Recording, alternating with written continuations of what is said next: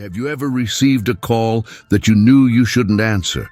Have you ever felt like something was watching you through a phone line? What if I told you that some calls to 911 don't come from living people? My name is Jake Morrison. I'm 45 years old, and I've worn this uniform for 25 years. I've seen a lot on these streets: horrific accidents, brutal crimes, tragedies that no amount of training can prepare you for. But nothing, absolutely nothing, prepared me for that October night. It was a Tuesday. I remember because Tuesday has always been my lucky day. Ironic, isn't it?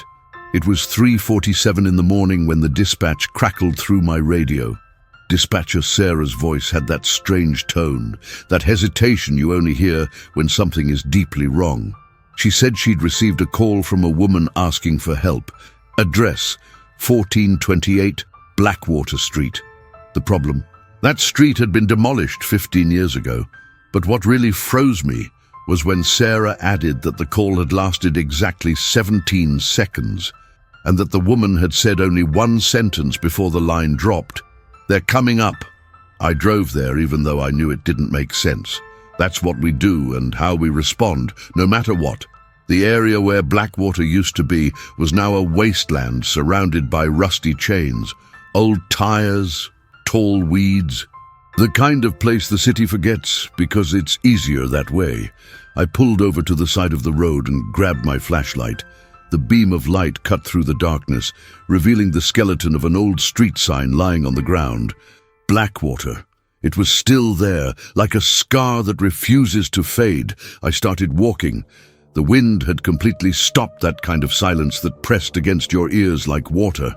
My flashlight illuminated the remains of old foundations, broken concrete, fragments of life that once existed there. And then I saw footprints, barefoot footprints in the damp earth. Small, a child's footprints. But these weren't normal footprints. There was something wrong with the way the toes curled, as if they were bent backward. 25 years of service teach you to trust your instincts. And all my instincts were screaming at me to get back to the patrol car. But there, in the darkness, was a house. It shouldn't have been there. I'd seen the demolition photos. That house had been torn down in 2008, but there she was, whole, as if time had regurgitated something that should have remained dead. The windows were dark, except for one on the second floor, a faint light, bluish, pulsing like a heartbeat. I tried calling for backup on the radio. Just static. My cell phone had no signal. Of course it didn't. I approached the front door, rotten wood, peeling paint, but the doorknob was warm, as if someone had held it just seconds before.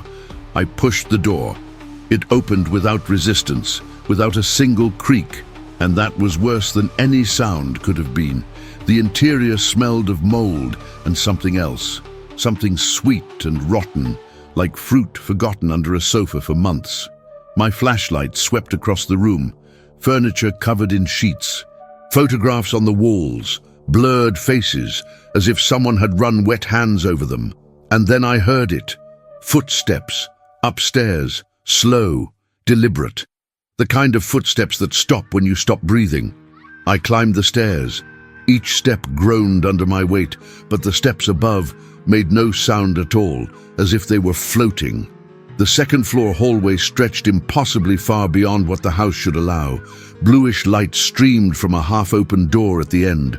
And in that sliver of light, I saw a shadow, very tall, very thin, moving in a way that human bones cannot permit. I forced myself to walk.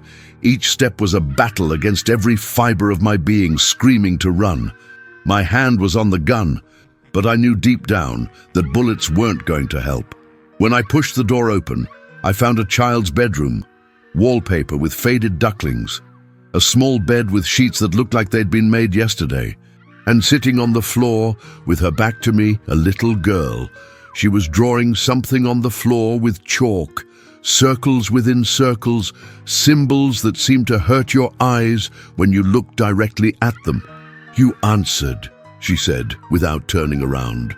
Her voice was young, but there was something underneath, as if multiple voices were speaking at the same time, slightly out of sync. I didn't answer. I couldn't. Did Mum said someone always answers when you call 911. She continued drawing. She was right. Someone always comes. The girl finally turned around. His eyes were completely black. No pupil, no iris, just pure emptiness reflecting the light of my flashlight back at me. And his smile was too big. It went beyond the limits of his face, as if it had been cut there. "They're coming up," she said, repeating the same words from the call. "From the water, from the ground, from where we buried them. They always come up eventually." My hand trembled on the gun. The girl tilted her head, an exaggerated, unnatural tilt, like a broken doll. "You can't shoot the dead, Officer Morrison." She knew my name. The temperature plummeted. My breath came out in thick clouds. The bluish light began to pulse faster, and then I heard what she meant by them. Scratches on the walls, on the ceiling, under the floor. The sounds of hundreds of fingernails scraping wood. Concrete reality. The girl stood up, and when she was on her feet, I realized that her feet weren't touching the ground. She was floating a few inches above, swaying slightly as if suspended by invisible strings. "Every call is a door," she whispered, her voice now mixed with radio static. "And you opened them. So many." The walls began to swell, as if something enormous were pressing down from the other side, trying to break through. Cracks spread through the plaster, and through them I saw eyes, dozens of them, hundreds, blinking, watching me. From inside the wall, I did what any police officer with 25 years of experience would do in that situation: run. I ran down those stairs faster than I thought possible. Behind me, the whole house was waking up. Doors slamming, glass shattering, that scratching sound turning into muffled roars. I went through the front door and didn't stop. I kept running across the vacant lot until I reached the police car. My hands were shaking so much that it took me 3 tries to put the key in the ignition. When I finally started the car and looked in the rearview mirror, the house was no longer there. Just empty land, rusty chains, tall weeds. But on the ground, right where the front door should have been, there was something new. Footprints, barefoot, children's footprints, hundreds of them, all pointing towards the road, all leading in different directions throughout the city. I returned to the police station as the sun was rising.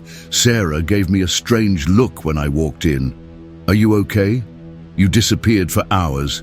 I looked at the clock, 6:23 in the morning, but I had left at 3:47. There was no way I could have spent more than an hour there. "Sarah, that call at 3:47, did you record it?" She frowned. "What call?" "Morrison, you didn't go out for any calls tonight. You were doing paperwork in the office the whole time. I saw you." My blood froze. "Sarah, tell me you sent me to Blackwater." She shook her head. "Blackwater? That street was demolished years ago. Why would I send you there?" I looked at my boots, covered in fresh mud, with small pieces of blue chalk still stuck to them. That was 3 months ago. Since then, there have been more calls. Always at 3:47 in the morning, always from places that shouldn't exist. Addresses of demolished houses, streets that have been erased from maps, buildings that caught fire decades ago, and always the same voice, that girl saying, "They're coming up." Other officers began to respond. Jenkins, Rodriguez, the rookie Thompson. They all returned changed, with that empty look, as if part of them had been left behind in places they can no longer remember. I discovered something when I started researching. That house in Blackwater. In 1987, an entire family disappeared from there, parents and 3 children. The investigation found nothing, no bodies, no signs of a struggle, just the table set for dinner and the phone off the hook. The last record on their phone, a call to 911 at 3:47 a.m. And they are going up. I stopped answering calls after 3 in the morning. I requested a transfer to day shifts, but I still hear the radio crackling at night, even when it's turned off. I still see footprints in the mud that disappear before I can follow them. And there's one thing I can't get out of my head. That night, when the girl said I had opened so many doors, Ducky, she was right. 25 years of service, thousands of calls answered, thousands of doors I opened without question. How many of them shouldn't have been opened? How many things did I let in?